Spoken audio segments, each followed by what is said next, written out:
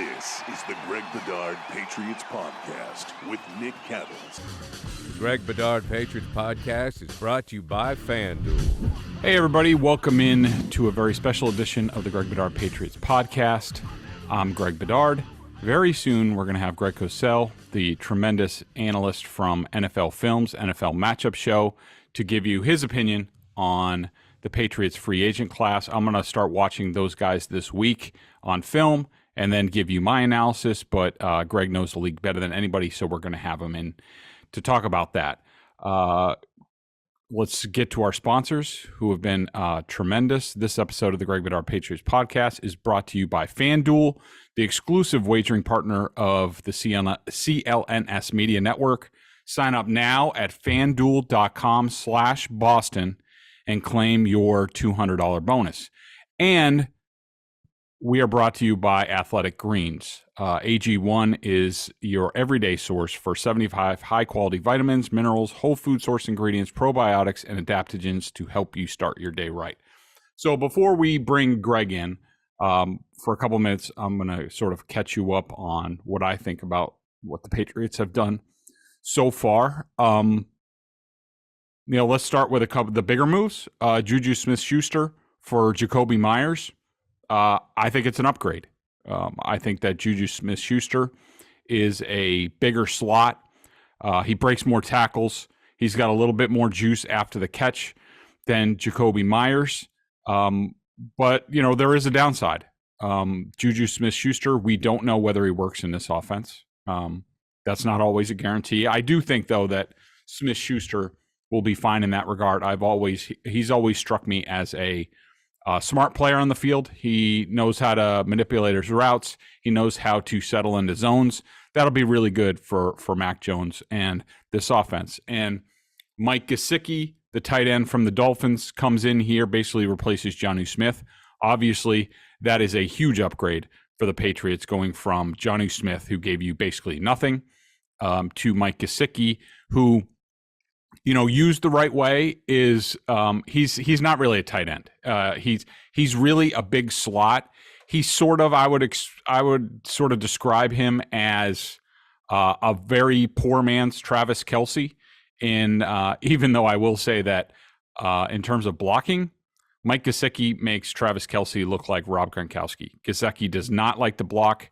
As soon as the Shanahan system came in last year with Mike McDaniel, he almost immediately wanted a trade because George Kittle, those guys, they block. I mean, the run game is important to that scheme. Gesicki was never a fit, wanted out, couldn't get on the field because he couldn't help in the running game. I mean, basically came on only in passing situations. Now, that's the way it was in Miami.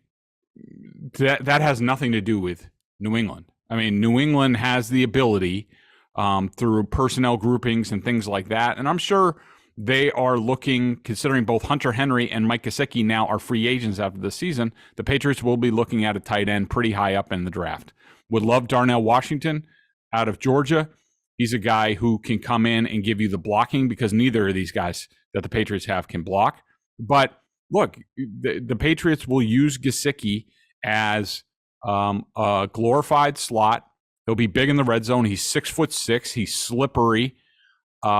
He's really productive in that regard. And so, whatever his shortcomings were in Miami, that has nothing to do with the Patriots. I think he'll be fine here, and I think all of that helps the offense. What they're doing at offensive tackle, not a big fan of that. Trent Brown, we'll see if he's still here. He could be, he could not be. I mean, if the Patriots can trade him, they pick up $10 million in cap space. They signed Riley Reif, a guy who's at the end of the line, in my opinion, to, somewhat starter money. They have the Calvin Anderson kid from the Broncos, who is a little bit more athletic, up and coming, a good swing sort of tackle. So he would be good to back up. And then you have Connor McDermott, who I don't know with those two guys what he's doing here, unless you're planning on moving Trent Brown and say Calvin Anderson has a better chance of playing left tackle in today's game than Reif or McDermott. But 3 of those guys can play either side of the line. And when you group Trent Brown in, all 4 of them. So we'll get to a few other moves after we take care of our sponsors. Massachusetts, listen up. The wait is finally over. FanDuel, America's #1 sportsbook, is now live in Massachusetts, and new customers in Mass can get in on the action with $200 in bonus bets, guaranteed when you place your first $5 bet. I did this. Takes up to 72 hours to get it, but trust me, it hits. You can bet those bonus bucks like anything, and guess what? You keep the cash. I was going nuts over March Madness this weekend. Made a couple $100 this weekend, so that's nice. Just sign up at FanDuel.com/Boston. Finally, you can bet all your favorite sports, from the money line to point spreads to players props and more. And with the app and online betting in Massachusetts, you can do it from anywhere, even your bed. So bet now on an app that's safe, secure, super easy to use. Don't miss your chance to get $200 in bonus bets, win or lose. Visit FanDuel.com/Boston and make every moment more on America's #1 sportsbook. 21 plus and present in Mass. First online real wager only. $10 first deposit required. Bonus issued as non-withdrawable bonus bets that expire in 14 days. Restrictions apply. See terms at sportsbook.fanduel.com. Gambling problem? Hope is here. gamblinghelplinema.org or call 1-800-327-5050 for 24/7 support. I wrote this in my column for Sunday, but the special team stuff that Belichick, he brings back Cody Davis, brings the board kid from the Lions, brings back Matthew Slater. He's got Brendan Schooler.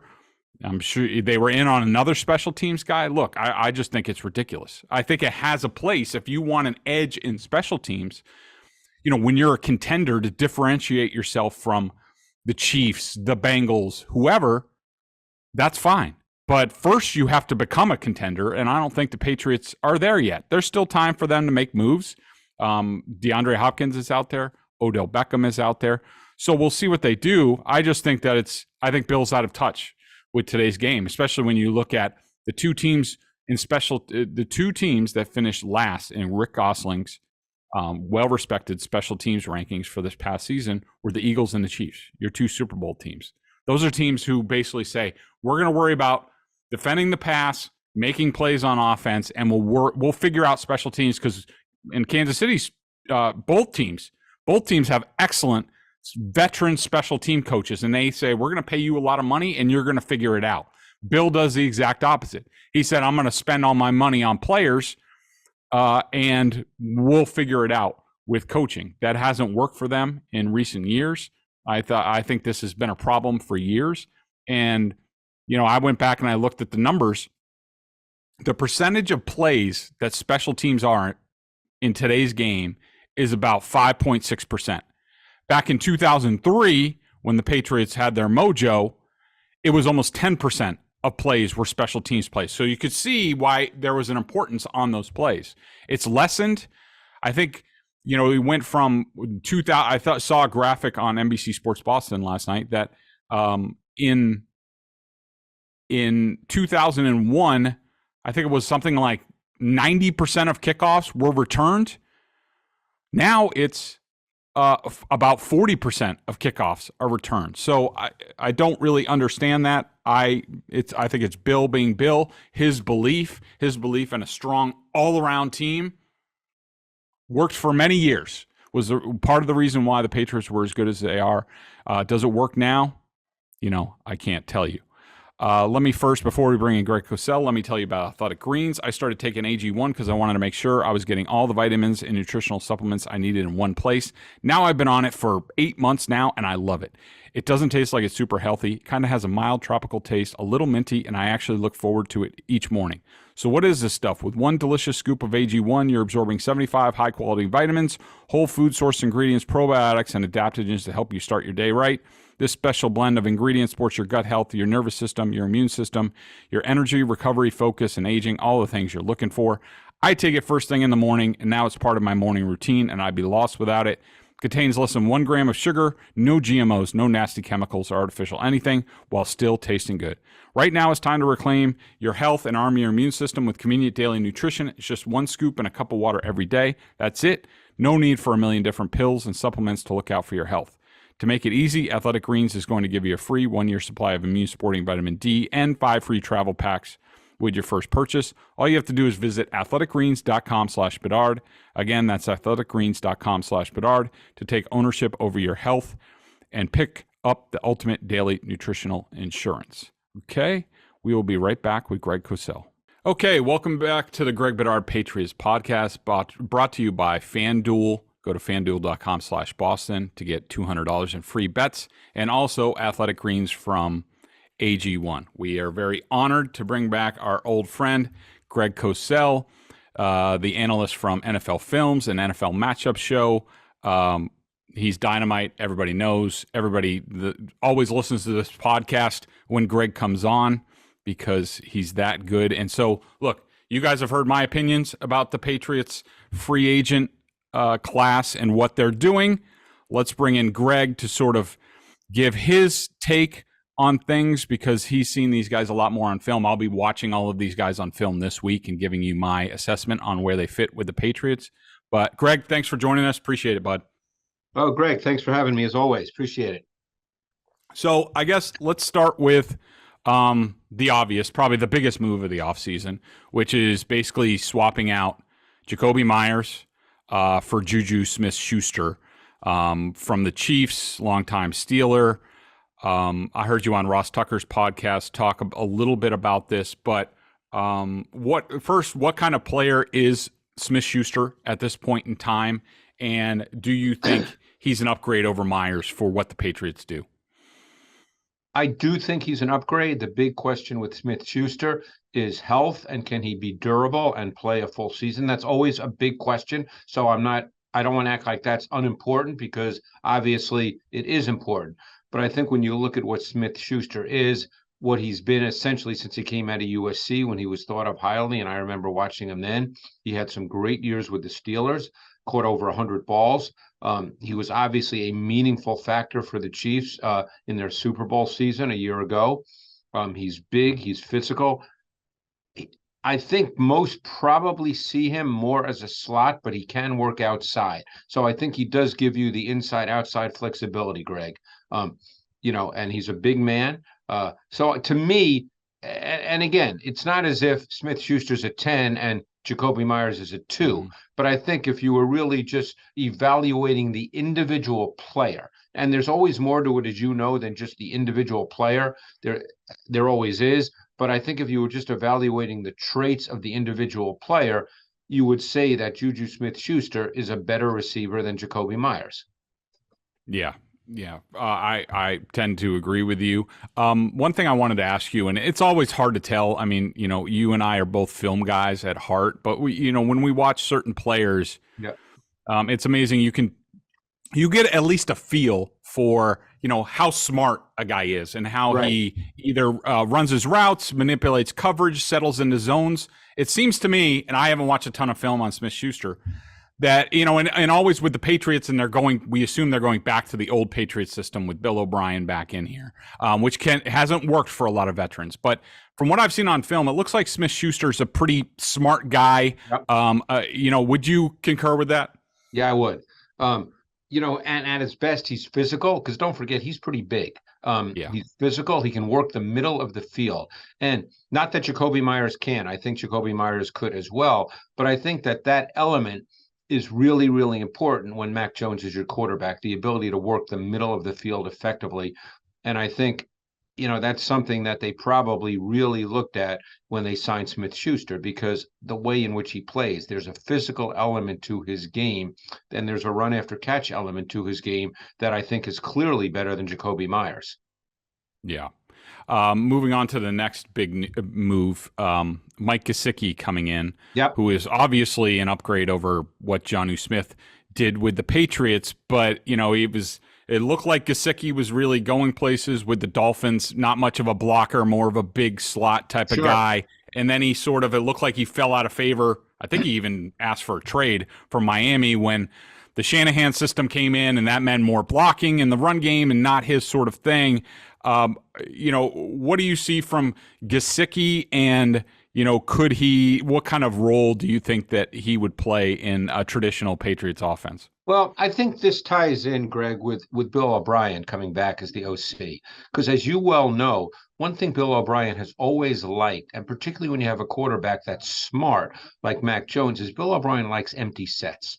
And empty sets, when you go with two tight ends, 12 personnel, one back, two tight ends, and you have Gesicki, who is essentially a position diverse player. He's technically a tight end, but he's really a linear player. He's long, he's linear, he's really a detached player. So in a sense, he's a big wide receiver. And Hunter Henry, he can also detach from the formation. He'd be a little more of a conventional tight end, but he certainly has the ability to split out wide, whether it's slot or out at his number one. So now you give yourself some options offensively and see how defenses respond, because you can line up with two wide receivers, two tight ends, one back, and you can be in empty sets. And I think that Bill O'Brien really likes that opportunity. And as I said, I think Mac Jones can handle that with the empty set. So I think that Gesicki, to me, was a signing that probably related to Bill O'Brien being back because of the nature of Gesicki's skill set.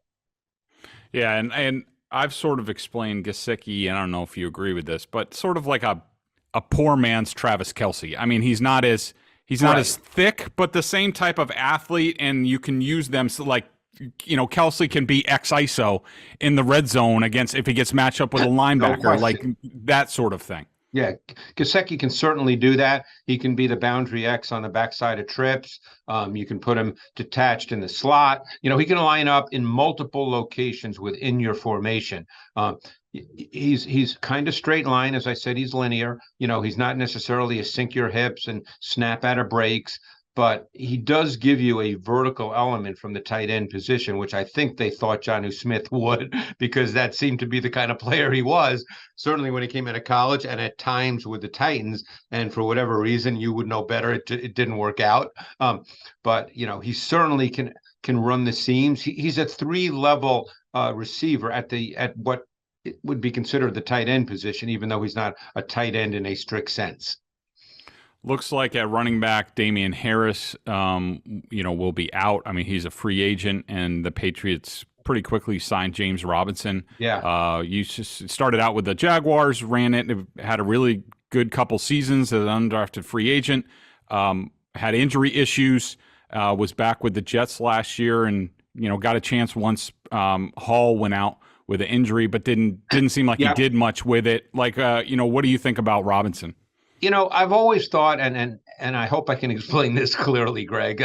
If I don't, tell me. I think Robinson is a really good runner in terms of understanding how to run.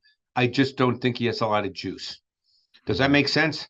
Yep, absolutely. I've always liked the way in which he runs. I think he understands his blocking schemes. I think he understands what I always call gap fluidity. In other words, when you're in the backfield, let's say whether you're offset or in the I formation, you look at the defense. A back has to look at the front seven or whatever the front is, just the way a quarterback does. And he has to understand what that front means. So when he takes a handoff on a given run, whether it's zone, gap scheme, whatever it might be, he has to understand initially what the front is. But as you know, the front changes. Gaps change as soon as the play starts. And I always thought that Robinson was really good at understanding the defensive movement and how gaps change. As I said, what I call gap fluidity. So I always felt he was a really good runner. He just doesn't have a lot of juice. Yeah, I would concur with that. I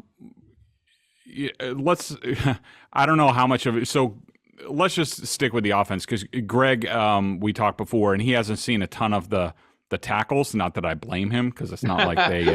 I wish I had, but I have not. I'm sorry about that.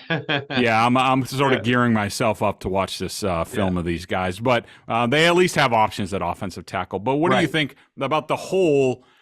It sure looks like the Patriots are betting big on. Going from Matt Patricia and Joe Judge to Billy O'Brien directing the offense and taking care of that he can resuscitate Mac Jones to get him back ascending where he was after his rookie season and give him a few more pieces. But, what do you think about where they are offensively as a whole especially considering what's going on in the AFC East and the AFC in general. Well, I guess the biggest question, and I know you've probably talked about this a lot, the biggest question is ultimately what Mac Jones can be. I think we understand that Mac Jones is not going to be Josh Allen. We know that. We know that at his core, what Mac Jones is a ball distributor and an efficient executor of a well-designed and well-schemed offense. That's what Mac Jones is. Now, one can have the debate as to whether that kind of quarterback in today's NFL is good enough to take you where you want to be. And that's a legitimate debate to have. The bottom line, though, is he is the Patriots quarterback, and he's going to be the quarterback this season for sure. So now how do you maximize what Mac Jones is within the context of everybody else? Because, as I said, he's a ball distributor. He's not going to make those special wow plays on his own. He can move around a little better than people may think, but he's certainly not going, on 3rd and 12 to run for 25 yards. You're not really going to see that. If you do, it'll be a rarity. So the question is, this is the kind of offense now that in all situations, and particularly those critical type situations, 3rd and 9, red zone, where the scheme has to present the throws, and that Mac Jones has to see all that both pre-snap and post-snap. To me, the book's probably a little out on that. I don't know how you feel. I know you study Mac Jones in great detail. I have as well. I think the reports would be mixed. Wouldn't you say that's fair at this point in time, that the reports would be mixed? There's times you feel that he's played really, really well, and there's other times you feel that, hey, it wasn't quite the way it needs to be given what kind of quarterback he is. I would agree with that. I do think that, basically where I was after his rookie year was, okay, I think he has a chance to be what they think they need. They think They need exactly what you're talking about, a distributor, get the team in and out of plays to maximize what they have, read the coverages, find the open guy. He can be that for them. Whether that's good enough in today's NFL, absolutely a debate. I do think I have a hard time coming down on him hard from last year. I know he missed plays. There were games where I said he was not good, but I do think we saw a quarterback that didn't have confidence in the changes with the blocking scheme and blocking assignments, where from my understanding was there were no adjustments on the line. No matter what the defense presented, he just didn't have confidence in his protection, the play call, that it was going to be executed right, and that is sort of what we saw on the field. Now, whether he can come back from that, we'll see. He was an uncomfortable quarterback, and you can't play the position uncomfortably at this level. There's too much going on. So, like I said, the larger debate which is separate from what you just said, is whether that style of quarterback now fits today's NFL, and smart, reasonable people could disagree on that. And maybe you and I can have that discussion another time. But the point is he's their quarterback. These are the traits he brings to the table. If he can execute those traits at the highest level, then you have a quarterback that I think does what probably Bill Belichick wants a quarterback to do. And then you get into the other issues. You do get into perhaps a revamped O-line. Can they have enough of a run game? It's funny. We're in a stage where everybody totally kind of devalues running backs. But the thing is, a run game is necessary in this league. Now, no one is saying that means you have to have the run game be the foundation of everything you do. But as you well know, there's times in every game you need to run the ball. Does that mean, you need the best running back in the league to do it? No, of course it doesn't. But there are times you need to run the ball. And I think when you have a quarterback like Mac Jones, who's not going to make those out of structure plays the same way some other quarterbacks do, the run game does take on increased value. Yep, for sure. A couple of bigger picture things I wanted to hit on before we let Greg go. It's quite obvious that Bill Belichick thinks his defense is good enough as is. He basically has retained everybody except Devin McCourty has retired. Right. And Jalen Mills was released. Considering what the Patriots have done, they're up there statistically, advanced analytics and defense, but in my opinion, against the better offenses that they face, better quarterbacks, they have a tough time getting off the field. Do you think they have enough on defense combined with, I'm sure they're planning on an offense, keeping them off the field more and that sort of thing. Do you agree with Belichick that he should have confidence that in this division, Josh Allen, Aaron Rodgers, all that Mike McDaniel does with Tyreek Hill and all those guys, do they have enough to do their part to be a winning team? Well, I noticed the way you said Aaron Rodgers. I guess we'll wait and see on that. But, it's a great question because ultimately you're dealing with two things. The ability to rush the quarterback and the ability to cover on the back end. I think that the pass rush is probably going to be okay. I think that to me is not going to be a big issue. I think they have some good individual players, and I think you can always scheme pressure, and I think they do a really good job with that. It's really on the back end where I think there's some questions. I mean, if we were to start the season today, would both Jones be the outside corners? So my guess, it would be, I think they would go back to the way they had it most of last year. I think it would be Jonathan Jones outside. I think it would be Jack Jones on the other boundary. And I think it's basically going to be a competition, but I think they're hoping Marcus Jones becomes the slot. Yeah, and it's funny. I really loved Marcus Jones' tape coming out of Houston. I thought, to be honest with you, and again, he's a player that can do a lot of different things, so I'm not saying I'm right, believe me, but I thought he was in many ways like a Tyrann Mathieu type player. I thought he had that kind of overall skill set, and boy, does he have a lot of juice to him. But I really liked his tape. And even the kid, Jack Jones, he's Arizona or Arizona State, I can't remember, but it's one or the other. And but Arizona State, I'm pretty sure. Yeah, I really liked his tape as well. He's just slight. And you wonder if in today's NFL, if being slight is enough to play on the outside, because many would automatically say, given his frame, that he's a slot corner. But he played outside in college and he was good. He's competitive. He's feisty. I like him, and I think the outside corner position, because we know Jonathan Jones prior to last year played almost exclusively in the slot. So I think those are questions, Greg. I think if they were being honest, they would say they're questions as well. They might not tell you that publicly, but I think that those would be questions as we enter the OTAs and training camp in the season. Yeah, to me, this team is screaming for a bigger number one cornerback, and perhaps they're eyeing one of those guys in the draft. I mean, you plug in, who is it, Gonzalez, Joey Porter. I can't think of the other guy. There's you got a kid from Kansas State, Julius Brent, who's 6'3" and has incredibly long arms. Guys like that. Yeah, you plug that guy in at one of the boundary, and you think he can play right away, and all of a sudden you slot somebody else down. Maybe even you put Jonathan Jones at free safety, where he's played at times for the Patriots. Right. Marcus Jones is your slot. Jack Jones is your number two. If that rookie hits, sort of like Tariq Woolen did or Sauce Gardner, some of the rookies, all of a sudden they might have something in the back end. So we'll have to see that. The other thing I wanted to ask you about, Bill is just going to be Bill. And he is going to invest in special teams, even though the numbers tell you that it's diminishing as far as the NFL. And Rick Gosling's special teams rankings that are well respected around the NFL, the two worst special teams units last year were the Eagles and the Chiefs. The best special teams were the Texans.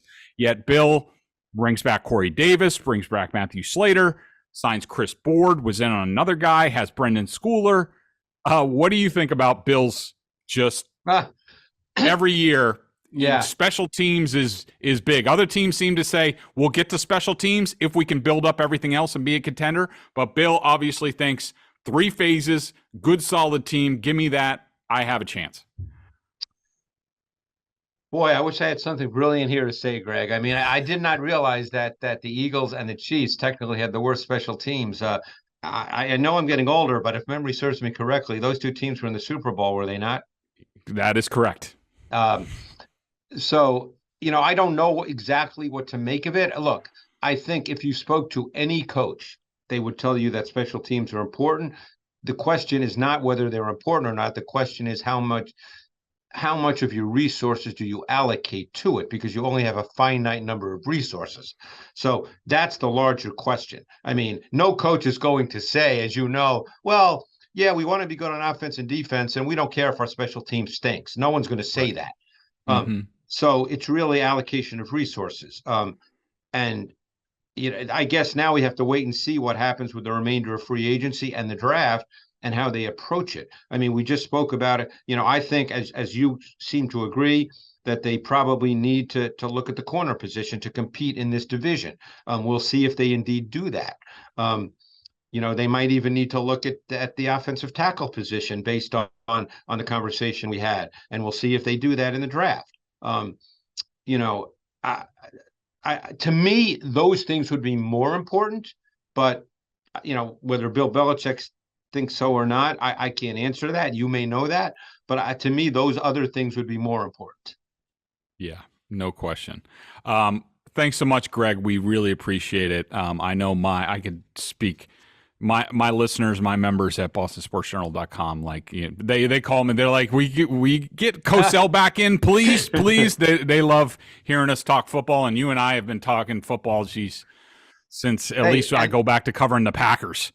Wow. And there's one guy that I'm really curious to see this year, because I think they could have a pretty good receiving core. And we talked about him last year, and I know he got hurt and then came in and he made some plays. I'm really anxious to see Tyquan Thornton this year. Yeah. And I hope he can stay healthy, because I think he could be a pretty good receiver.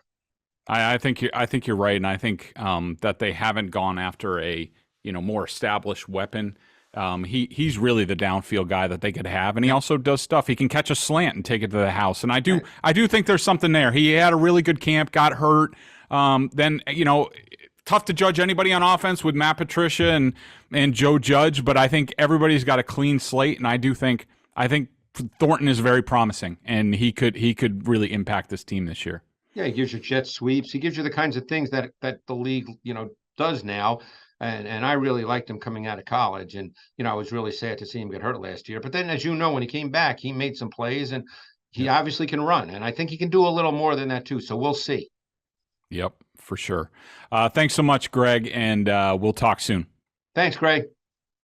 Again, thanks so much to Greg Cosell. He's just the best. The professor, he and I go back a long ways. I've spent time at NFL Films just watching tape with him and others and just talking about football and philosophy, and coaches drop by. It's great. I got to make a return trip at some point. Just wanted to thank FanDuel. Again, check out our sponsors, FanDuel.com/Boston to claim your $200 bonus, and Athletic Greens from AG1. Trust me, that stuff is awesome. I'll be back in a couple days with Nick. We'll go over a little bit more, including my column that I wrote this past weekend for BSJ. Give you a little tease. Maybe you want to go over there and buy a subscription and read all my off-season stuff, because I'll start breaking down all of their editions on film for you guys starting a little bit later this week. But basically, I wrote, looking at 2024 and where the Patriots are right now, it just got me thinking. Nothing anybody's told me, and things can change. And if I had to bet right now, they have like $140 million in cap space next year. They have a ton of free agents the next 2 years. They haven't re-upped anybody yet. I assume they're going to re-up guys like Duggar and Bentley and, other guys, Owenu. They're going to, if I had to guess, that's what they're going to do. But if they don't, and these guys get closer to free agency and they want to bet on themselves, I don't know, it just got me thinking, like, what if this season, when Kraft and Belichick met after the season, Bill said all the right things, but what if the Krafts were like, okay, Bill, we're going to give you another chance. This is really sort of the third chance, because he was on notice a year ago. And then they sent out the letter to season ticket holders. Not a whole lot of changes. Retained Gerard Mayo. Haven't really invested in 2024 yet. What if Kraft said, okay, Bill, we're going to give you a mulligan on this year. Bill believes in this team, what he was doing. I just screwed up the coaches. Give me another chance. One way or the other. Give me another chance. And look, if it doesn't work, I'm out. You can hand it over to Mayo, O'Brien, whatever you want to do. If it works, then we're golden and I get to end my career the way I want to. I could see the Kraft saying, okay, but Bill, to protect us, you have to leave 2024 clean. The decision on the quarterback is made a year from now. those guys can spend the cap however they want, the money however they want, if this doesn't work out. But, Bill, you've earned the right. One more time, we are backing you, bringing back Billy O'Brien, doing what you want on offense, signing all the special teams guys you want. Whatever you want to do, we're backing you. But when it comes to next year, hold your horses. You got to check with us, because if this works, great. Go break Shula's record. You're here till you're 80, whatever. But if it doesn't work, we might want to make a change, and we want a sort of a restart available if that happens. So just food for thought. It's over at bostonsportsjournal.com. So go check that out. $39.99 annual plan for everything. All right. So thanks for listening, guys. This was fun.